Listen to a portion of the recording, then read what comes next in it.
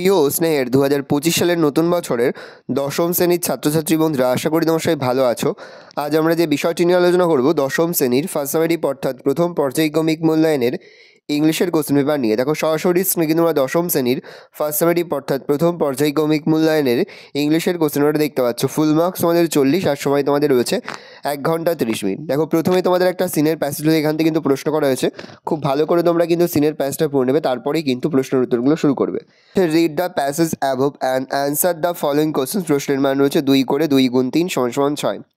বিয়ে থেকে রয়েছে complete the following sentence with information from the passage given. প্রশ্নের মান রয়েছে 1 + 1 = 2।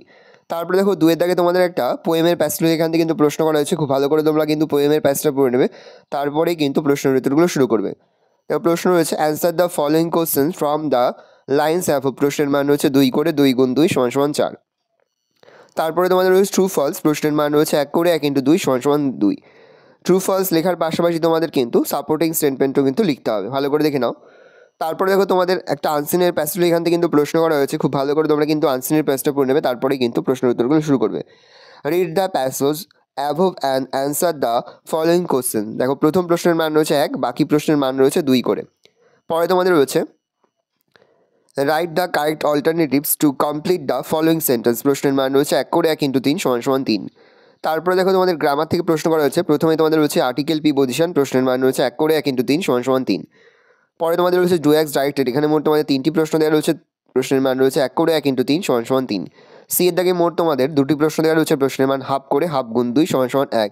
ডি এর দাগে তোমাদের একটি প্রশ্ন দেওয়া রয়েছে। পরে তোমাদের রয়েছে রাইটিং স্কিল, প্রথম তোমাদের রয়েছে লেটার রাইটিং, আর পরে তোমাদের রয়েছে প্যারাগ্রাফ রাইটিং, অর দিয়ে রয়েছে প্যারাগ্রাফ রাইটিং। ভালো করে দেখে নাও, এই রয়েছে টোটাল তোমাদের ফার্স্ট সামেটিভ অর্থাৎ প্রথম পর্যায়ক্রমিক মূল্যায়নের দশম শ্রেণীর ইংলিশের কোশ্চেন পেপার। ভালো তোমার কোশ্চেনটা দেখে নাও।